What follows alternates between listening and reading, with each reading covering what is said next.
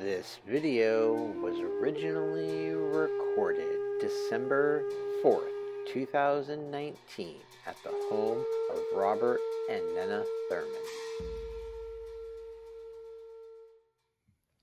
Hi, this is Bob Thurman from Tibet House, U.S., in New York. And this is my last podcast until I come back from India, where I'm leaving on Sunday to be with His Holiness, the Dalai Lama and lots of lamas at Ganden Monastery in South India. Of course, the original Ganden, built by Tsongkhapa in 1410, 11, 9, like that, has a communist work committee in the middle of it, and its monks can't really study, and there's very few monks. The live one is down in South India, in Karnataka. I think they might have, 6,000 monks. I don't know. There's several different colleges. And I don't know the exact number, but I'll know a lot more about it, and I'll do some podcast. Maybe I'll do a podcast from there, which I'll record there and then send it out later. And that wonderful monastery, Ganden, his main monastery, Tsongkhapa's, the great Lama Tsongkhapa, 1357 to 1419. The event that I'm going for, there's a special conference, and His Holiness is giving special blessings, and it has to do with the 600th anniversary of Tsongkhapa's nirvana, tantric nirvana, let's say, which is called, I call it communion in English, Yuganada.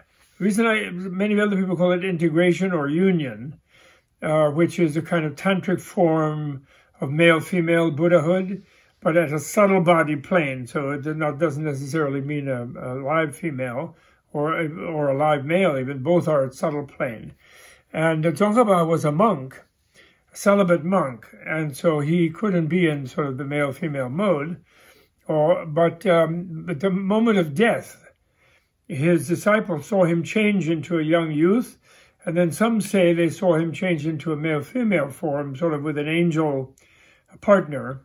And there he showed the sort of Buddha Yabyum, what we call Yabyum, father-mother union style, seated, embracing in full union, where the central channel of both male and female are like a single circuit, from third eye to third eye, and then down, and then genital union here, and then each one is circulating bliss in and out of the nervous system, up and down in the nervous systems in union. It's a really, really marvelous, high-level yogic, like Tron or something, some kind of like a subtle body, like in the Matrix, you could say, a Matrix body, kind of.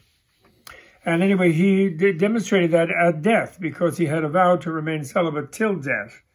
So he had attained full mental enlightenment 21 years earlier and had refrained from going while still in the coarse body, so to speak. Because there he wanted to remain a monk, and he said he taught and he wrote and he meditated and so on. But and he maybe had some out-of-body experiences actually during those 21 years, but not the conclusive communion one. And I use communion not just to bother the Catholics, and I'm delighted that they have a communion with themselves and Jesus, which they do, with the body of, the mystical body of Christ. But that's wonderful, that ritual that they have. And but the communion attainment, it fits there because com in Latin means together, and then union. So it means two become one, but they're each enjoying being one with the other one. So they're still two. So they're two in one and one in two. One adds two, something like that. It's not just one. So integration and union sort of means they sort of merge and they each become not there. But here, each one is there enjoying being one with the other one, you could say. And that's sort of more enlightenment is more this kind of, that's in the vein of what I've always tried to say. And as I've been getting older and reading more, I've found some things in ancient texts that agree with that. So I'm feeling a little less out on a limb about it. So enlightenment is not a simplistic state of just being sort of collapsed, like sound asleep and not even there because you're unconscious, or some sort of unified state of being in space or something. enlightenment is both being in space and being there with the details of other beings and suffering and helping with compassion and so forth. So it's a more what I call cognitive dissonance reconciling awareness. You know, so the oneness encompasses the complexities of duality. In fact, it doesn't sort of abandon them and collapse on one side or another of duality. You know, that's been a persisting theme in my own, study, insight, and even teaching. And I'm getting more and more confident about it because I'm finding more support from the tradition. So, community. So anyway, he attained that at death. And that's considered like tantric nirvana. And then, although that doesn't mean, and that kind of a nirvana doesn't mean you get lost in a nirvana as if it were a state apart from the world. So simultaneously, someone like Buddha was in nirvana, but he was running around being a Buddha. And it doesn't mean that you disappear from, I like to say, doesn't mean that you disappear into some other place. And like the Lone Ranger, and then nobody can find you anymore. You did a great thing, and then you leave, and then nobody's there. It's not like that. You're in nirvana because you perceive this world as nirvana, and therefore you don't neglect that other people don't, and other animals don't see it that way. And then you're there with as the compassion energy, a bliss energy that tries to help them see it that way. That's the sort of thing, you see. So, for example, the Dalai Lama, if he's the incarnation of Lokeshvara or Avalokiteshvara, Chenrezig, what the Tibetans call, that means he is the infinite compassion of all Buddhas. So he is a Buddha, that means.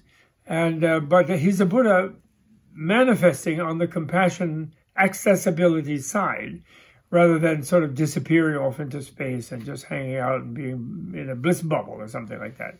Rather, he's someone who's expanding a bliss bubble to encompass all other beings. That's what a Buddha tries to do. But when you incorporate somebody else in your bubble, you don't want to have them feel smothered or as if they are sort of being taken away from themselves. They have to learn, this is the complexity, they have to themselves learn to realize that they already are a bubble themselves of bliss. And it's not something alien that comes and sort of submerges them. They just merge into their deeper nature themselves, right? So that's why it had to be done by teaching rather than by just some kind of energy field absorption, type of thing, right? So that's where I'm going. And now I want to say about Tibet House, I want to urge everyone to join us on February 26th, I believe, at Carnegie Hall. We have a gala benefit. Tibet House, Tibet is a culture that was built up for the last 1,300 years to encompass this blissful bubble that the Buddha created throughout India, which then sort of absorbed all kinds of conquering people who made it quite not look like it, the bliss bubble. And although they all came because they felt more joy being in that place, but then the way they didn't understand what it was, so then they turned it into their own kind of a place, And then they proceeded to not be content there, so much, not to share it so much. So some people were maybe somewhat content, but some mystics, but others were slaving away in a more resigned kind of, human life is not meant to be happy, Later, when we go with God, then we will. That kind of consciousness, rather than the consciousness Buddha had unfolded India in for 1,500 years, that here we are, we're in the perfect place. And we're as human beings, and we have to be compassionate to animals, and then, became a vegetarian country and all this kind of thing, Really great thing. And then when that bubble was kind of too squeezed in India about 1,000 years ago, luckily the great yogis and adepts and wise people had planted the main core energy of the bubble in Tibet, changing the Tibetans from being violent, conquering, and dissatisfied people, and out of control emotionally and so forth, and therefore very suffering, and turned them and sort of put a sort of mini bubble compared to vast India, mini, big land, but small number of people relatively, on top of a conquering culture, and then they made it a peaceful culture. And then that's why everybody loves Tibet, and Tibet has such an amazing thing. And after a few hundred years, it took, 20 generations, But the Tibetans became less violent, they became more peace bubble oriented, more happy, and then it became a really beautiful culture. And so many people wanted this kind of spiritual and enlightenment-oriented education in the monastic universities, which the Indian ones were sort of moved up there, it was this amazing monastic, I call it a mass monastic culture, because, you know, you don't realize that to really have a bliss bubble, you have to kind of withdraw from normal family life, from normal self-centered, egocentric interacting with other beings, normal egocentric oriented sexuality, and you have to really purify yourself of that. And then there may be another advanced level of sort of out-of-body, you know, blissful things that may again involve those energies. But first you have to, you know, develop control of them within yourself. And so celibacy is a key factor, in the key part of the education always, inevitably. It took the Tibetans from the time it started, about 800 years to really get the full force of the thing. And Tsongkhapa himself, it wasn't that he really founded a different sect. He studied with people from all the so-called sects. I don't like the word, let's say orders, historical organizations with different histories and in different regions in Tibet. But he is the one who stood on the shoulders of, you know, 24 generations of great figures, Milarepa, Sakya Pandita, Padmasambhava, Shantarakshita. I mean, really amazing, both Indian and Tibetan masters who made this transition from India to Tibet. And it took the Tibetans to encompass thousands of books, thousands of special mandalas, thousands of special meditative traditions, deep logic, deep critical physics, deep biology, to really develop sort of a universalized culture, which is the precious thing that Tibet House, U.S., is all I was going to say. That's what Tibet House, it was created by His Holiness the Dalai Lama, with us as worker bees. You know, the top people, myself, my wife, Nena, unsalaried, but we have, of course, some people who have to have a life and they have some salary, but mostly unsalaried, and those who do have very low salary. And the idea is we have not yet succeeded in what our mission was, which remains, we're supposed to be highly well-funded. I'm talking like endowment of 50 million, you know, 30, 40, 50 million dollar endowment, so as to give, you know, 5%, 10%, like 4 or 5 million a year away to groups around the world and in Tibet who are able to make their culture flourish still. And at the moment that would be in exile, because the Chinese communists keep crushing the Tibetan culture, because they feel that if Tibetans feel Tibetan, they won't feel loyal to China, and then China might lose the land, which is what they went in there to grab. And I'm going to come talk about that more today, but I'm going to talk about it in terms of this book, because I'm doing marketing today. I want you to go to the concert on February 26th. I hope you will sign up, come, be generous, make donation, come to the gala, buy a table, etc. Do all the things that our core loyal friends do, because that's the only way we can survive, because we still have not reached our mission of some of the very wealthy people who really love the Dalai Lama, and through knowing him, and maybe some lamas maybe they have a Tibetan ayah helping with their children, etc. I mean, really wealthy ones for whom $1 million, to give to AIDS or to, Darfur or some terrible refugee thing is not such a huge thing, as it would be for someone who doesn't have $1 million. But, so they have been giving very generously a lot of things to Tibetans over the years, as has His Holiness himself. People give things to him, and he gives it to his people. He's a poverty-vowed monk. He's not a wealthy person, but a simple Buddhist monk, as he says. But funds do channel through him, and he gives it away. And not only to Tibet, he just recently gave $1 million himself from royalties from his many hundred books to Yemen, to the UNICEF, to give to children in Yemen who are malnourished. And before that, he gave 1.5 million to the Save the Children Fund in England when he received the Templeton Prize. He immediately gave the whole prize, except for 200, which he gave to another group, a science group. But he gave 1.5 million to Save the Children for malnourished children in India. And he had wanted to give Save the Children funds, but he didn't have them because they had been so generous when Tibetan destitute, exiled refugees, 100,000 of them or so, came out in 1959, 60, 61, 62, like that time. And it was really hard getting food for the children. And Save the Children showed up and gave them food. So he's very massively generous. But anyway, the really generous people who have helped Tibetan exile communities and also have helped some events during the sort of cycles in Tibet. Occasionally there's some openness of the Chinese, and then you can help Tibet, and then they kick you out because they want to just make the Tibetans turn them into Chinese. It goes back and forth. And they've never seen it.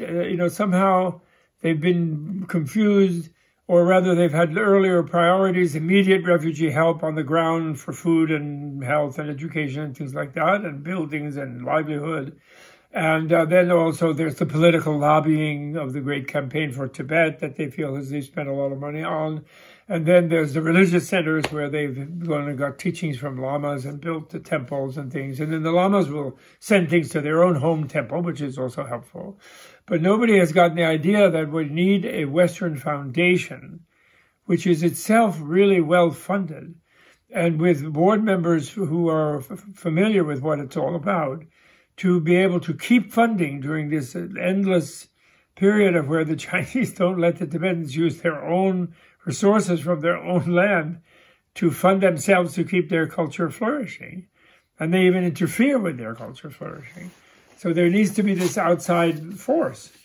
And unfortunately, we've been functioning for over 30 years and presenting to people the beautiful things that Tibetan culture has produced, and even offerings like the Tibetan medicine, Tibetan wisdom of various types.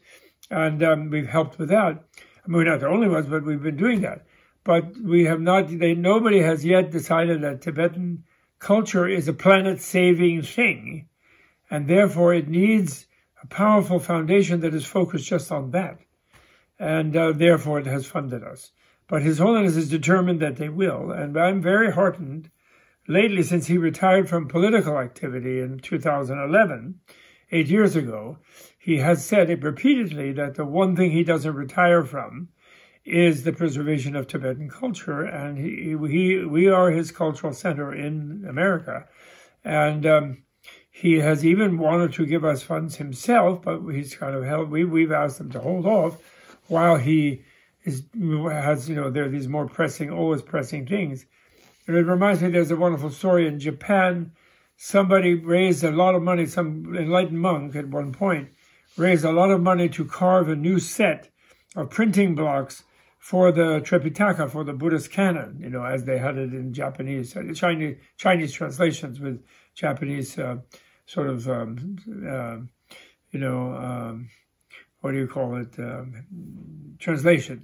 And he had to raise that money 3 times because the first time there was a terrible flood and there were like thousands of homeless people, and he gave it to rehouse the people, the money he'd collected. And then second, there was a terrible fire in Kyoto or somewhere.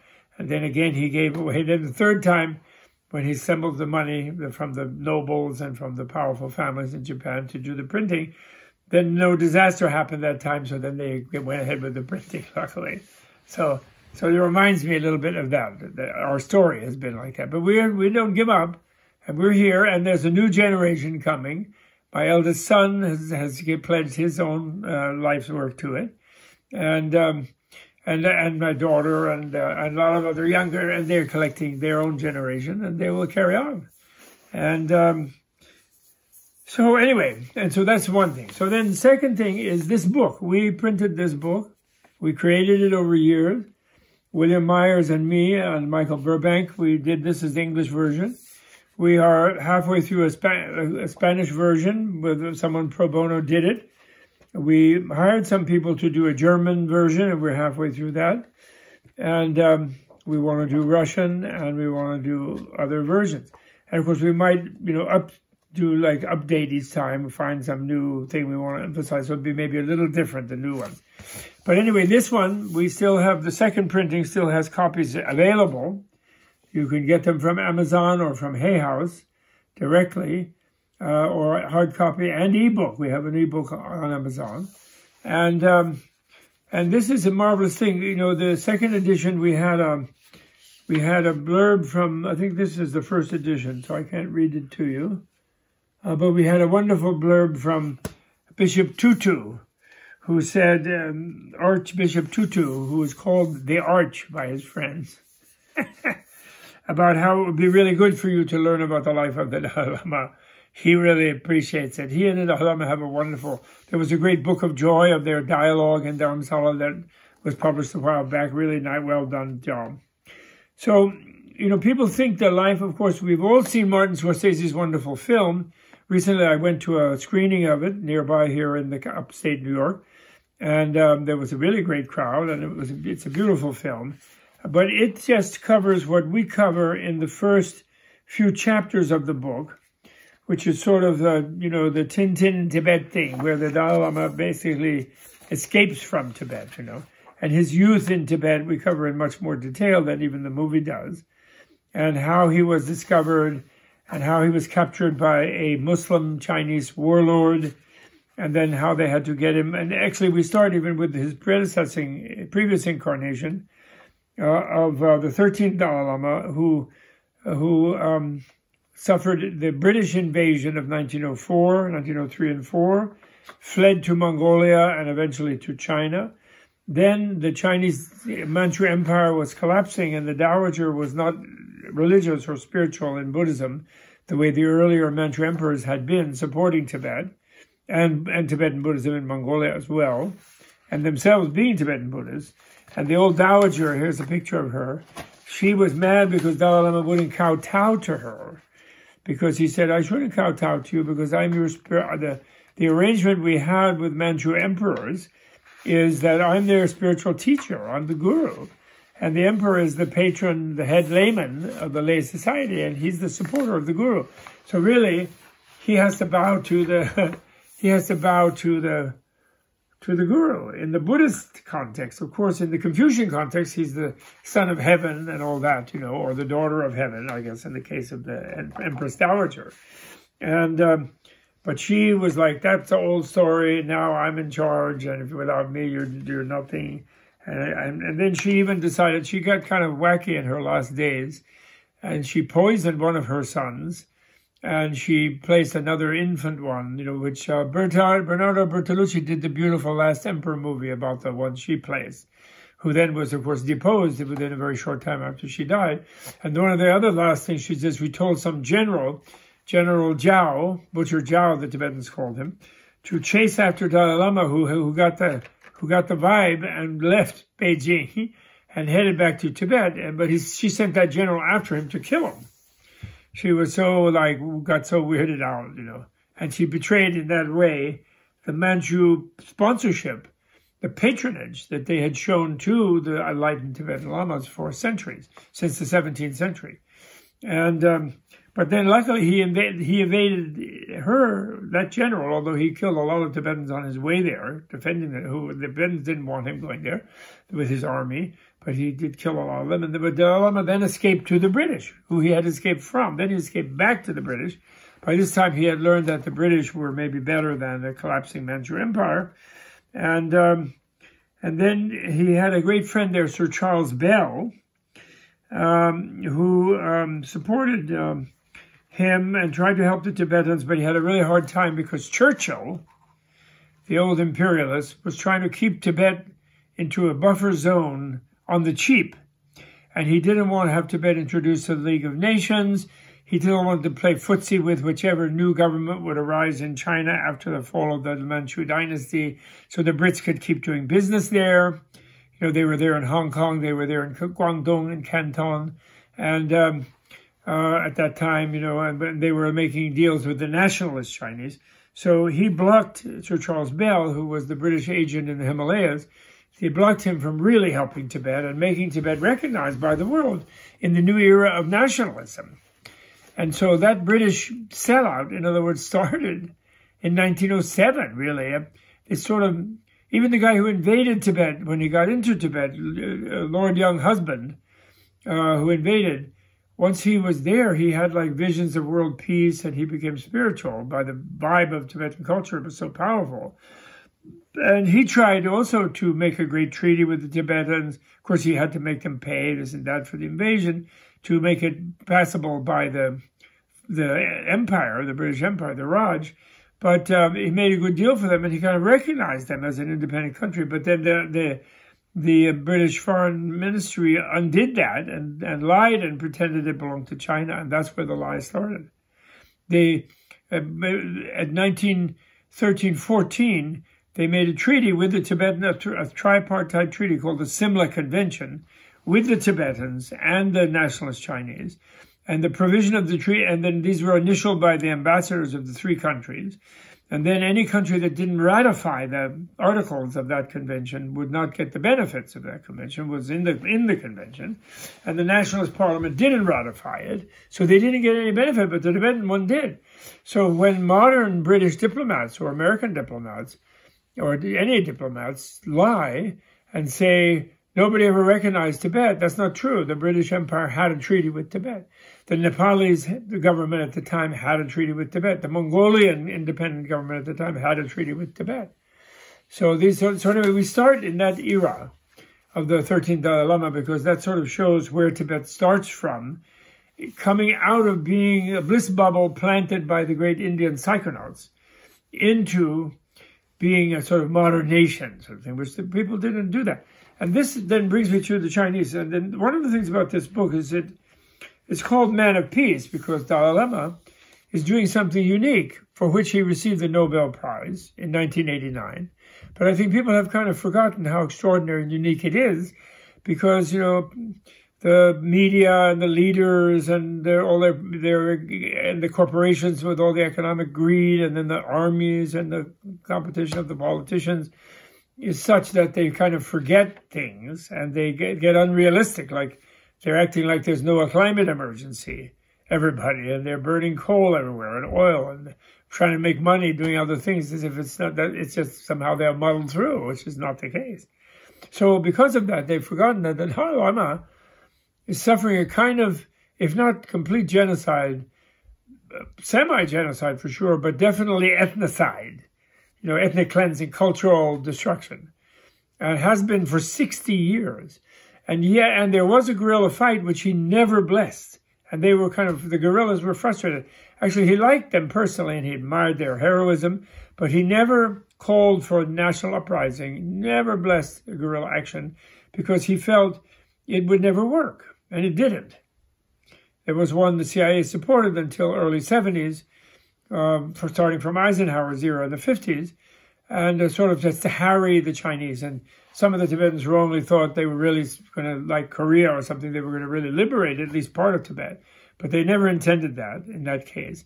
They just wanted to just harass the Chinese in their back door sort of thing. So they were confused. They didn't even remember that Tibet was independent, originally. So he is reacting to this. The Man of Peace is non-violently and asking for dialogue with people who are behaving like that. And that's remarkable when we have all these conflicts, Palestinians, Israelis, this and that, and the violated ones turn to terrorism is what they do. The ones who see the world turns their back on them and they don't get supported, and then they start shooting rockets or bombs or car bombs or suicide bombers, whatever, they turn to terrorism. Whereas Tibetans are still following. There are some young Tibetans who are frustrated by it, like the guerrillas were in the 50s and 60s, that the Dalai Lama won't say, yes, it's good to fight, now let's fight for freedom. He says, yes, we fight, but we fight for freedom spiritually. We fight for freedom by thinking about the other person, by getting into dialogue, by finding a win-win. And believe me, there is an absolute win-win between Tibet and China. and for all of the world and for all of Asia, if people would listen to the Dalai Lama and really push the Chinese imperium to do it. And it would be a total win for China. And by the way, this makes me think all of the different things where the Chinese are behaving badly with Tibetans, which happen and which he reacts to as a man of peace, peacefully. And that shows the battle. You know, just the escape from Tibet period, you know, the early period is only the first part of the book, because he left Tibet when he was 29. He's now 84. And so that's 55 years, twice the amount of time he has struggled, and he has fought nonviolently, struggled nonviolently. Here at the end of part 4, this has 10 parts. At the end of part 4, you can see him on a white yak. He was quite sick from the journey. He's entering India into exile and into freedom after the massacre of Lhasa happened in 1959, which the Tibetans refer to as an uprising, but technically speaking, actually, it ended up as a kind of one, but it really started as a massacre because the Chinese wanted to change the original document that they insisted the Tibetans signed. It wasn't actually properly negotiated, but they did do it, called the 17-point agreement, where they promised not to interfere with the Tibet's own local form of government, sort of like is happening now in Hong Kong, which is supposed to have one country, two systems, its own system until at least 2047. And they're interfering with that now, which is what's causing all the agitation by the Hong Kong people, not just the students, all of them. And because the communist thing is doing... Now, the reason for this is very interesting. You know, everything has to be with Chinese characteristics, right, as far as the Chinese are. I want to have a digression to say something about the Chinese here. And it relates to a friend of mine, my colleague Tom Yarnell's son, Matti, who is doing a great thing about the Ottoman Empire and about the shift from empires to nation states, you know, from the 19th and 20th century, and how much difficulties that occurred and violence, and not just world wars between nations. There's a statistic in the 20th century that I was once told by Jean Kirkpatrick, I think I've seen it elsewhere, that in the 20th century, all the mass killing, more killings were done by governments against their own people than were done internationally in conflict and warfare. You know, like 30 million people, you know, or 20-some million people in World War II. But a lot of those are including people like the Holocaust, which were German Jewish people who were killed, and gay people and other kinds of people, also not only Jewish, gypsies. And they killed millions of them, 6 million Jews and just Jews, and then another couple million of other things. Stalin killed so many people in the gulags, and etc. You know, then you have all these Biafra, you know, these genocidal things on a more local level. And one of the interesting things about China, when China was an empire, at different points, it's really maybe beginning with the first big international empire was the Mongol Empire, actually, which was, strictly speaking, not Chinese, but it became kind of Sinicized when it was based in China by Kublai Khan and his successors. And then they lost their empire, actually. Because China, initially, in its own culture, it doesn't really go for empire. Chinese people very content in China. And then they got a lot of Buddhism, and they were very spiritual and great Chan masters and enlightened people. And the Taoists were very mystical and magical and also enlightened. And the Confucians were wonderful in managing societies in a nice way. Trying to, you know, Mencius, everybody had their own, like, few acres of land to grow on, and the taxes were not too exorbitant, and they all got, their children were able to get a bit educated, and so on.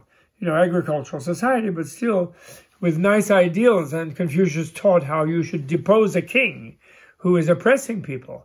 And the king said the emperor is the servant of the people. That's a Confucian ideal. So Chinese they didn't really go for empire like the Europeans in the ancient days, but they did start to a little bit because the Mongols did have a big empire. But when you have empire, then yes, you get it by doing some conquering initially. But then once people join up, then you don't mess with their local culture. You let them be Khorasanis or Persians or, whatever they are, Chinese. You let them have their original culture, but they just plug into the empire. So the last empire, then there was the Ming Empire after that, which sort of stayed in a lot of the territories that the Mongols had conquered, but not nearly as extensive as the Mongol Empire. Then there was the Manchu Empire, which was a bit more extensive. Again, Manchus are not really Chinese. They're another North Asian people who conquered China themselves, but then they became Sinicized and they administered an empire in the Chinese fashion, in a very stable and flourishing and prosperous way. And they didn't fuss. They supported the culture, the good aspects of the cultures of the Mongolians and the Tibetans and the Muslims and whoever it was. And they were interested in the Christians and the Matteo Ricci. So somehow, this is the problem. And Chinese are communists, but they claim ideologically. Xi Jinping really is an emperor, but Mao was really an emperor. But they were claiming they were communists, so they were kind of infected with the kind of Western revolutionary thing, which was based on a kind of nation-state idea. So then everyone had to have the same thought wave to be communist. And then that sort of faded now because they couldn't make any money that way. And now they want to make money, so they're kind of capitalist communists nowadays, state capitalists. And then, so they're not as overtly trying to force everyone to be communists, but now they're forcing everyone to be Chinese. And then, of course, they're defining Chinese in this Western infected way of Marxism. So it's really a confused mess. And they feel so insecure. And therefore, they are quashing their colonies. Inner Mongolians, the Xinjiang Muslim Uyghur people, the Tibetan Buddhist people, and of course Manchus have been already kind of swallowed there in Manchuria, and they kind of very mixed in. They're hard to find actually, because they were an empire before, and then the Chinese rebelled against them, and then it became unhealthy to be a Manchu, let's put it. So they although Manchuria is their territory, but I think there's 75 million Chinese in it, and there's only like 6 million Manchus mixed in with them. So there's no question of them losing Manchuria, so to speak. So, but they do feel they could lose Xinjiang. They definitely don't have Outer Mongolia. They think they should, but then they blame Stalin for taking it away from them. But they do have huge Inner Mongolia, which is bigger and more populous than Outer Mongolia, actually. And was richer. They've kind of desertified it a lot by not knowing how to manage a steppe. Because Chinese people don't know how to herd animals. They don't use milk in their traditional diet. They're not nomadic pastoralists. They're agricultural farmers, and they use, human manure, traditionally night soil, for fertilizer rather than animal, because they don't have herds. So that's an interesting. They're lactose intolerant, So the Chinese need to be. We all need to make the Chinese feel more secure, and the Chinese government should feel more secure. And of course, this is the huge win-win with the Dalai Lama. If they welcome the Dalai Lama as an enthusiastic minority nationality participant in the Chinese Empire, the Tibetans would become enthusiastic participants in the Chinese Empire, and they would be allowed to do so as Tibetans. And they would have their Buddhism, and they would have their prayers, and they would have their, monastic universities and things. They wouldn't very much be Marxist, but actually the Dalai Lama, when he was young, he liked the side in Marxism, sort of coming from Judaism, from the idea of the Jubilee, the Judaic idea that when somebody accumulates too much land, which they can't really use, they just sort of keep a fence around it, and they don't farm it because it's more than they can handle and more than they need. Every so many years you have a Jubilee, and you give back unused land to people who are landless to keep people having a stake in society. It's an ancient Chinese tradition also, but the Marxist one comes from Judaism. And Christians have a sharing and a communitarian idea, the early Christians did. And so that's kind of why the Russians liked communism, because they had it in Christianity. And the Chinese had it in Buddhism. This sort of more democratic and more kind to the masses sort of idea. and in Confucianism too. So how to make them more secure? And as card-carrying rabid communists, of course, Mao became insecure because his country was so broke. So then he sort of deceived Henry Kissinger and Richard Nixon that he was going to just really be, and then the H.W. Bush later and Reagan, that they were just going to get into money making and be capitalists, and so communism was over. Bush in the 92 election went around saying Chinese are not communists anymore. And now they're reading Mao's little red book again, and Xi Jinping is acting like a communist dictator again. So obviously he was very, very wrong, but the media did not point out when Gerald Ford in 1976 went around saying that Eastern Europe was no longer communist. The media laughed him right out of the podium there, But H.W. Bush, they didn't notice at that point. Everyone was confused because they were buying all these toys from China and stuff like that. But the reason they feel insecure is because as capitalists, it's only 300-400 million of them who are getting a little bit better off. There's still 850 million Chinese peasants who are very nearly destitute, very, very poor, uneducated, and they're very ripped off by Communist Party members and officials who take their land away and build condos on it and so on. And they're afraid of their own people, of course, because they're not, they're this mixed communist capitalists and corrupt, and it's just really quite awful. So what they should do is they should have an empire and just be, in a way, I had a wonderful experience in Europe a few years ago where I was at a birthday party of someone in the Habsburg family. Remember the Austro-Hungarian Empire? And it was amazing. All the members of the family gathered for this wedding. And from every country that they came throughout Europe, pretty much most of them were European Parliament members. So they were voting. It was a democratic thing. They were elected. They weren't appointed. But, the Habsburg Empire, they were there just based on the EU. It's like a move back to being an empire, where then you have local people that are allowed to be local. And when they try to force them into the same thought patterns or things, then that makes problems, which is maybe one of the problems of the way they're doing the euro, causing the southern tier and the new people from Eastern Europe to feel too impoverished, and not be able to make the economic decisions that the northern, the more wealthy ones can. So anyway, it's a very complicated time, this whole issue of empire, nation-state, federation. But, there should be in Asia a Asian Union, like a European Union. United States of East Asia, or you could have two of them, South Asia, East Asia, maybe. And, or you could have Pan-Asian. It would be huge. It would be the biggest in the world, of course, if they really got together and they had a kind of common parliament. Then they would not have any border problems anymore. They would have open frontiers. They would economically share the pie. They would not be afraid of one of them conquering the other ones and so forth. And they could behave, and the way to start that off, what better way to start that off than Xi Jinping to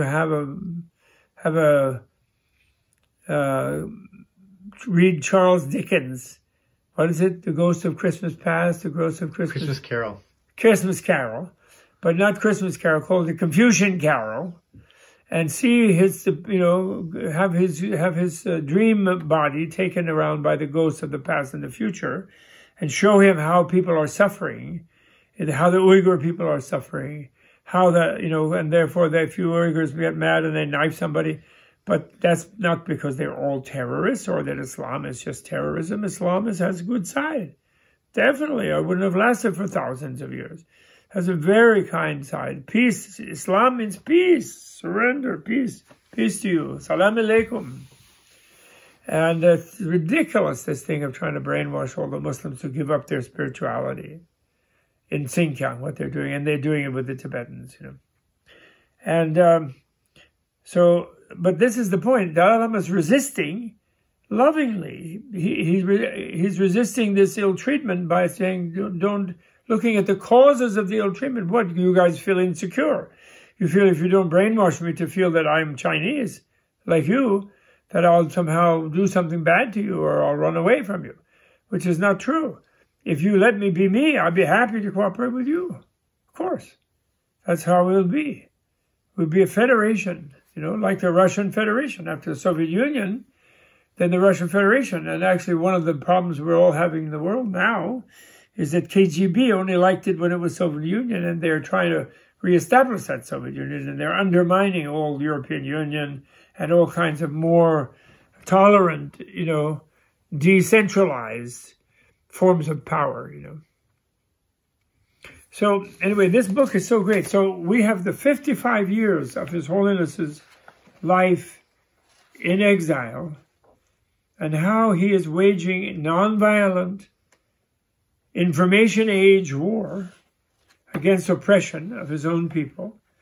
Also interacting, sending $1 million when he can find it to some starving children in Yemen, speaking about calling for revolution from some of the people. Here he prevented nuclear war between India and China on a mystic level. Nobody else knows that. That's my vision. He would never admit it, I think, but he didn't freak out. But maybe he didn't quite know what I meant. It's like a prayer he's making, that there was a danger of a nuclear war between Russia and China in the early 70s, before Mao had a sufficient deterrent. Brezhnev was interested in it, and Nixon was considering it too. Because Nixon kind of liked the Russians. He liked that power. He wanted to be like Trump, but much less so than Trump. He wanted to be a Russian oligarch, Nixon, this kind of person.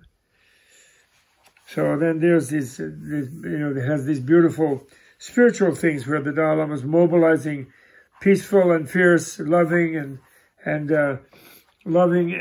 disciplining divine forms of compassion. And then it's against the backdrop of Tibetans struggling for their own freedom and being tortured and persecuted. Here's the death of Zhou Enlai and Mao in 76, and the Dalai Lama praying for them, in big public praying, These are his enemies who have wrecked his country and forced him into exile, but he's praying for them here in Ladakh, in free India. And there's Brzezinski and Carter, who then Nixon and Kissinger would never allow him to go to the U.S., for example, and to connect with U.S. politicians and get the U.S. to understand the situation. And then finally, and Brezhnev didn't want to either, because he wanted to keep a strong relationship with China against the Russians, because Brzezinski, because he's Polish, and they're always scared of being invaded by the Russians. Or they should be. And in history, that's what's happened to them. And Jimmy Carter and Cyrus Vance, they say, no, let him come. He's a good old boy. Let Dalai Lama come to America. He'll have fun here. So then the first time he comes to America.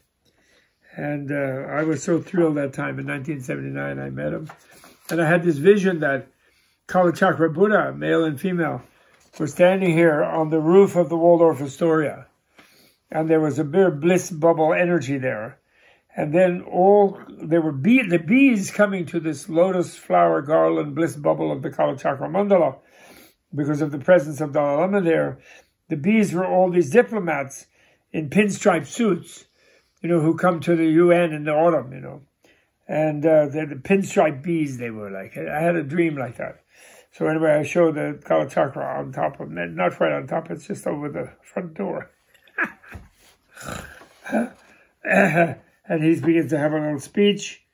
And then he goes to Washington. He loves the Jefferson Memorial particularly, because Jefferson talks about enlightenment, education, and democracy, which is what Buddhism really likes, and science. There's a younger me giving a talk, and my colleague Jeff Hopkins doing the translating for His Holiness. And then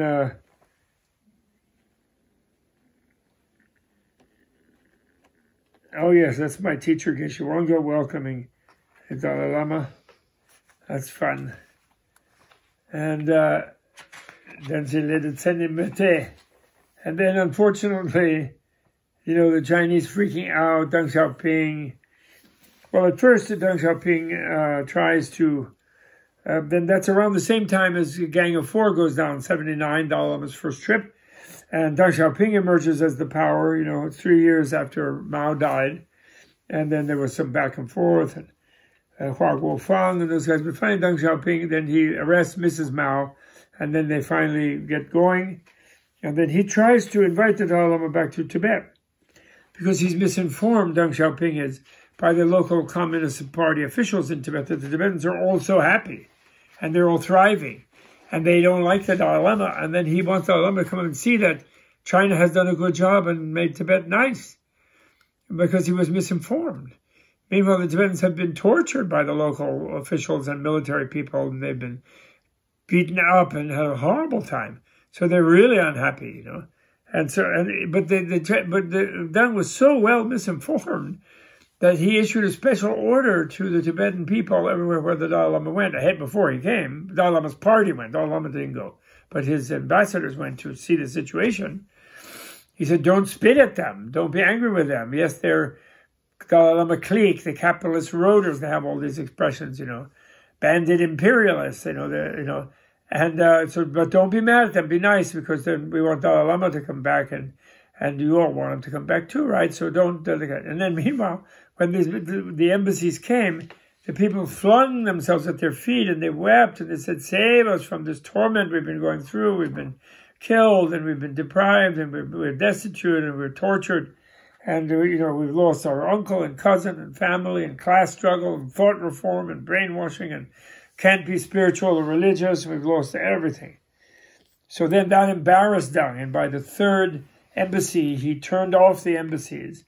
And he realized Dalai Lama couldn't possibly come, because, he himself would then be subjected to this bad administration that they'd been doing. And a horrible attempt at sort of cultural revolution.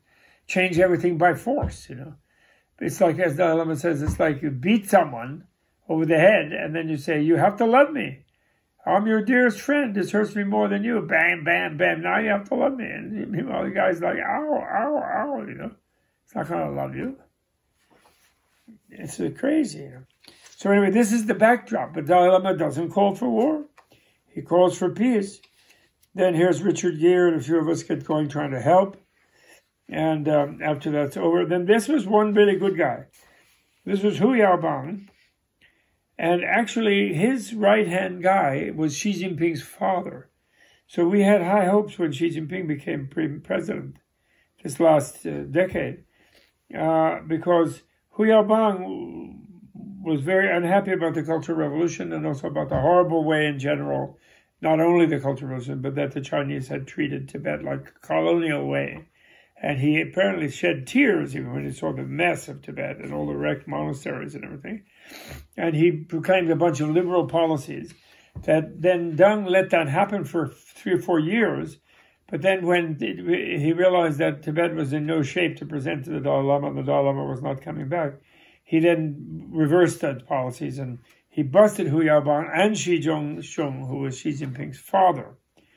So, it didn't work out, unfortunately. So we thought Xi Jinping would want to do what his father wanted to do. So then they had a big retrenchment, and the Dalai Lama is very unhappy. He tries to go back there, but Deng Xiaoping won't let him.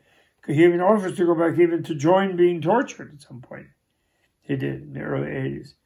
Then here's a 84 thing. In 1984 at Amherst College, we started the Dalai Lama off on his dialogue with the scientists. And here he has some physicists and psychologists and things. And Amherst College was the first of them. And then from that meeting, then they founded the Mind and Life. Some other people did. And as usual, I got too busy and I didn't get to enjoy a lot of them. I went maybe half a dozen of them. But they did 20 or 30 of them, which was really great. So here we have all the great Buddhist scientists, back to Nagarjuna and Buddha himself.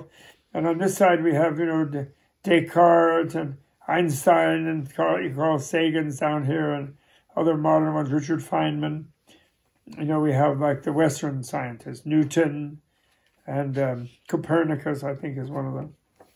So these are the meeting of the two sciences, the outer sciences and the inner sciences. And then the founding of Tibet House, the Dalai Lama traveling around, even in Hong Kong, going back. And then in 1987, the Dalai Lama finally realizes that Deng is not negotiating in good faith with him. And so he tries to internationalize to help get pressure to get the Chinese leaders to decide they should try to make a gentler approach with the Tibetans. So he goes to the U.S. Congress, the Congressional Human Rights Caucus, and he gives a 5-point peace plan for Tibet. And this is the 5-point peace plan that is happening here. And then these are all the, some Tibetans don't do that. Some Tibetans say do that, don't do that. A lot of controversy, but he gives these 5 points, which are great, making Tibet a zone of peace, an international environmental sanctuary, an animal sanctuary, a military, demilitarized sanctuary, and the headwaters, it's the third pole, it's the headwaters of all the rivers of Asia, and make it clean and beautiful and natural and green. He proposed that already in 1987. And then Chinese did a lot of that. They got very angry about it. They executed some people. They started some things in Tibet. Some young Americans were there and they saw horrible Chinese shooting into crowds and things. Then they founded the Campaign for Tibet. Our group, were asked by Dalai Lama to do the culture for Tibet, not the political thing, but the culture thing. And Richard Gere joined up with that, and so we did a lot of things. Then it didn't really, here we are founding Tibet House. And Deng is really being rough with Tibetans meanwhile. Then this is the second great thing that he did, where he went to the European Union Parliament in Strasbourg, and he gave a talk about how he was willing to give up independence, which was, he had been saying it earlier, even in the 70s, but he formally made a public announcement that he would give up independence in exchange for various things that he needed to keep his people happy and independent, appealing to the Chinese Constitution, the PRC, People's Republic of China's Constitution, that says that the minority nationalities should not be smothered in Han Chinese, that is to say, immigration, because of the higher population and so forth of the Chinese. And he published that. And that's really the combination of the 5-point peace plan and then this willingness to dialogue his way into a federated situation, like one country, two systems situation with China, even while China was killing people and doing horrible things. It's for that he got the Nobel Peace Prize, for these two public amazing things. And then it's quite controversial among Tibetans. A lot of them are very upset about it. But he insists, he calls it a middle way between surrendering to just being China and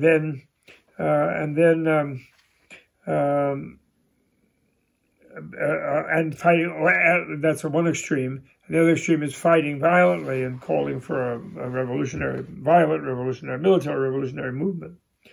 And then he was nominated after that one in Strasbourg from 87 for the Nobel Peace Prize because of that sort of unique thing.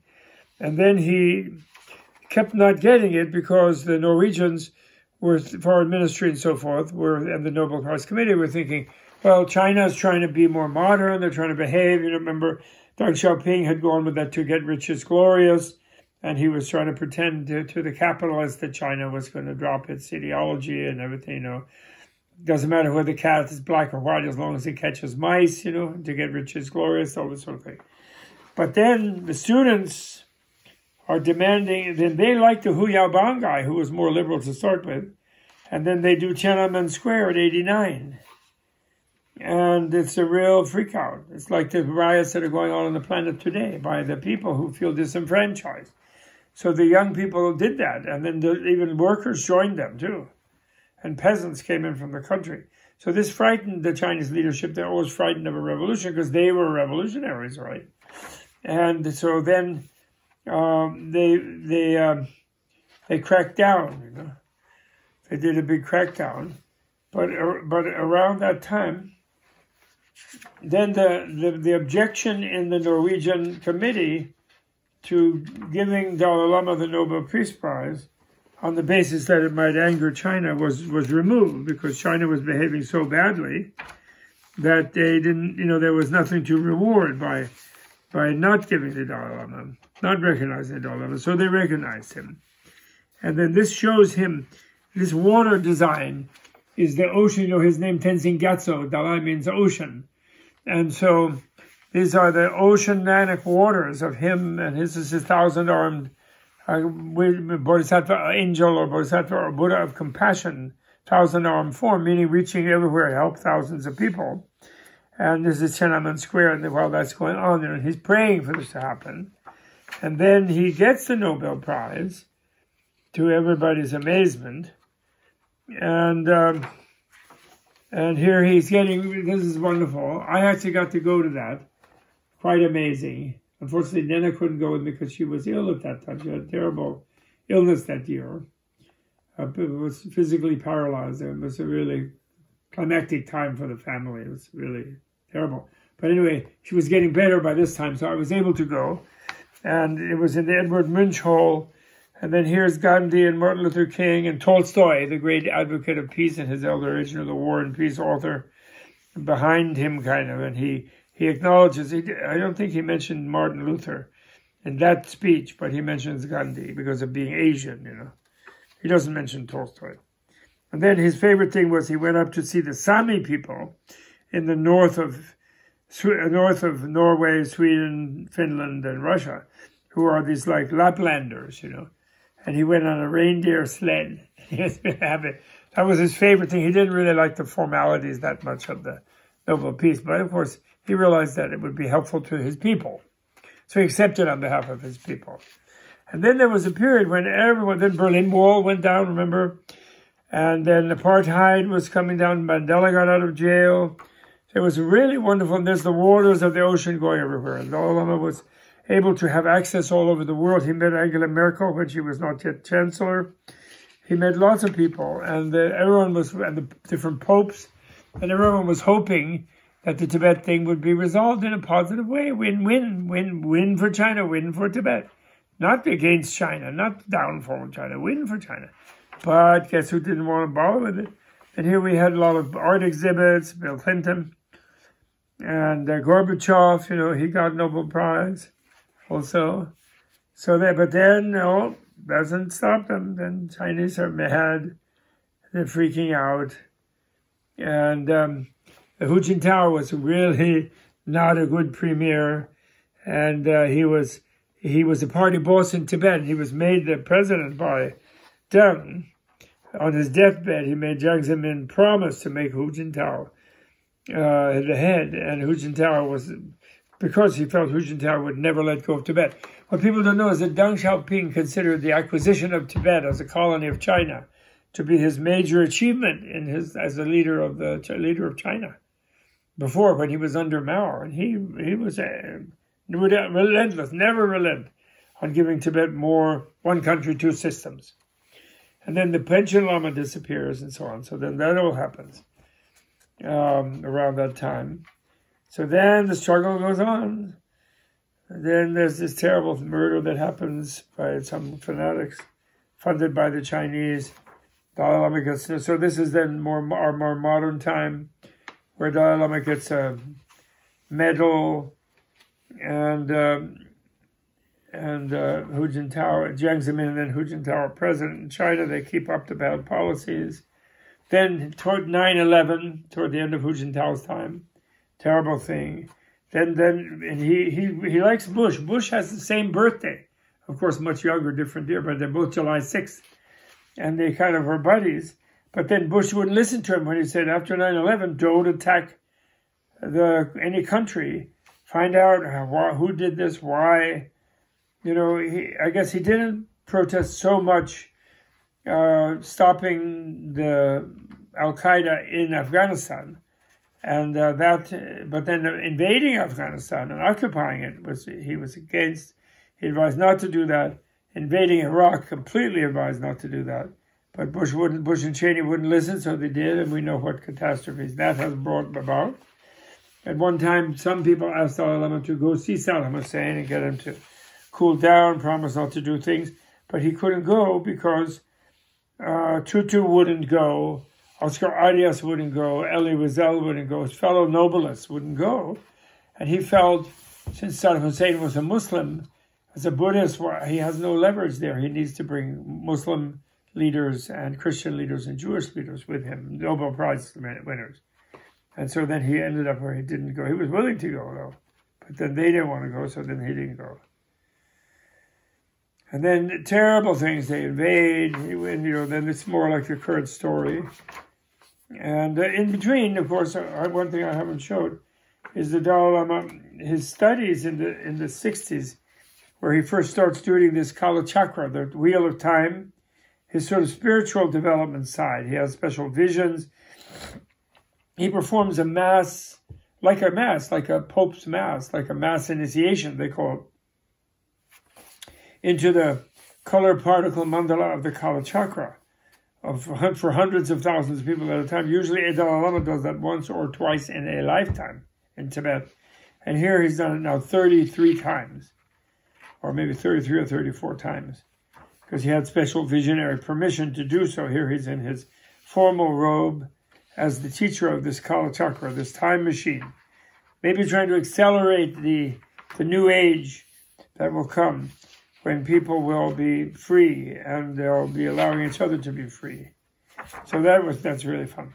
And then finally, at the end, then we show the terrible thing. Then the Tibetans are being totally. Then here he resigns in 2011 during the Obama era. After he went from this ritual to be congratulated by Obama, and he resigned as political leader of Tibet.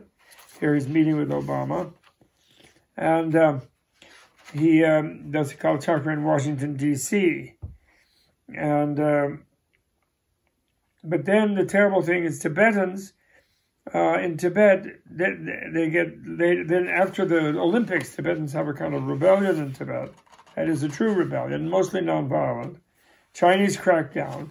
And then Tibetans are so sad that they start immolating themselves, offering their bodies as a prayer for everything to work out in a win-win situation to help, and it's sort of an assertion of their independence.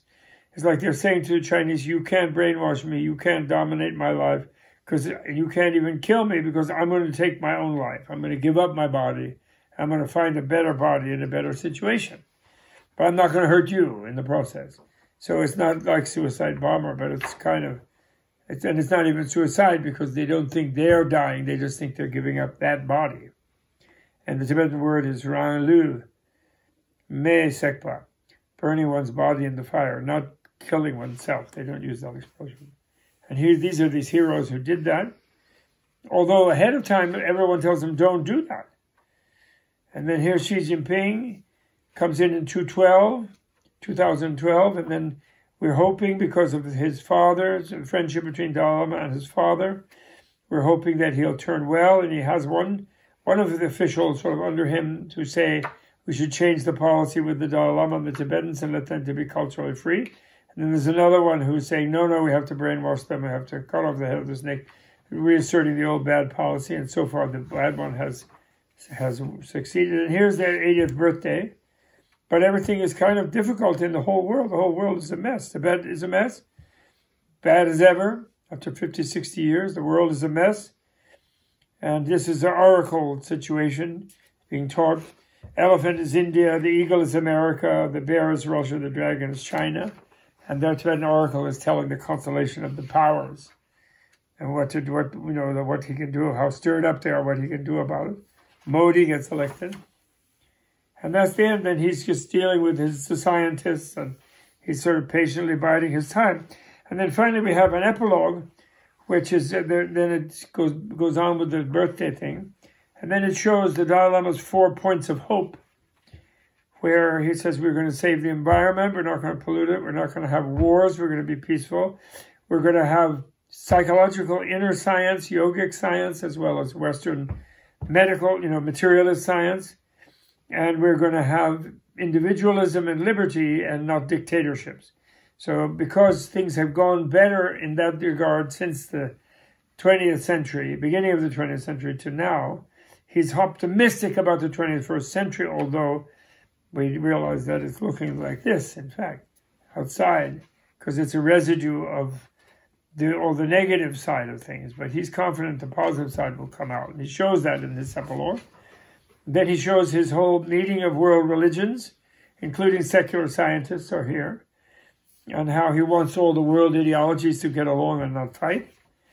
And then here he shows his vision for Tibet as a medicine land, as a healing place for vacations, for special herbal medicine, for special Tibetan massage treatments, acupuncture treatment. The Tibetan medicine is an amazing, ancient, wonderful tradition. He shows that. And then finally here he's inviting everyone from all over the world to come to the Switzerland of Asia, where they will be healed and they will enjoy. And it's really, really very hopeful. And it's in this spirit that the book ends. You know, I mean, we wish that the book could end with him returning to a one country, two system, locally autonomous Tibet, part of an enlightened Chinese federation like the European Union, with the North Korea, Taiwan, Hong Kong thing all settled and rectified, no border issues with between China and India. And then, you know, Silk Roads and whatever, thriving, build up the poor people all over the world. Wonderful, no problem. That's the prayer. You know? And Tibet, a place for going up and recharging your batteries.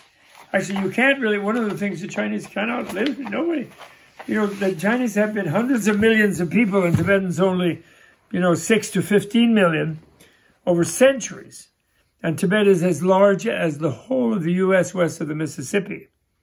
It's enormous, with only 6 million people there. But this never was colonized by Chinese because the air is only less than half the amount of oxygen that you have at sea level, 47%.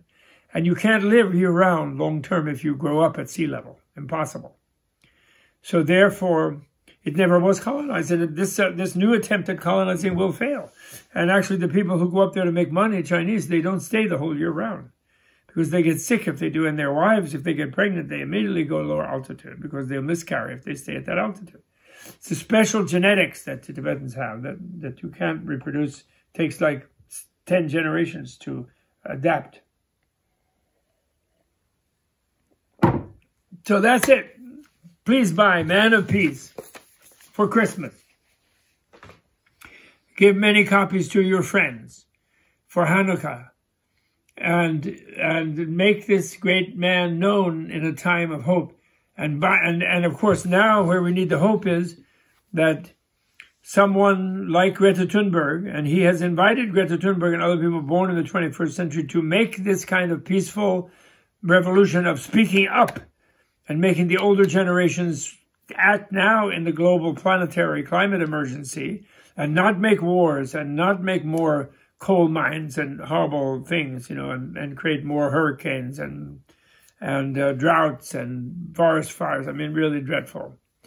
What's coming if we don't, you know, now the emergency is 7.5% cut of carbon emissions every year for 10 years will get us back on track. And instead, the current people doing business as usual, which they all are doing, all the leaders, even the enlightened ones, not only the climate deniers, the other ones too, they're still not really doing it. And they're increasing 2% a year. So it's making it, then it'll be a crisis. It'll be complete catastrophe by 2030 if we don't do it. You know, maybe all of Greenland will be gone, you know. In which case, so will Wall Street be gone. Wall Street will have to move to Chicago, you know. Okay, thank you very much. Happy Hanukkah, happy Christmas, happy whatever your holiday is. We Buddhists have a Buddhist Christmas. We call it the Jewel Tree Christmas, you know. Okay, don't worry. Bye.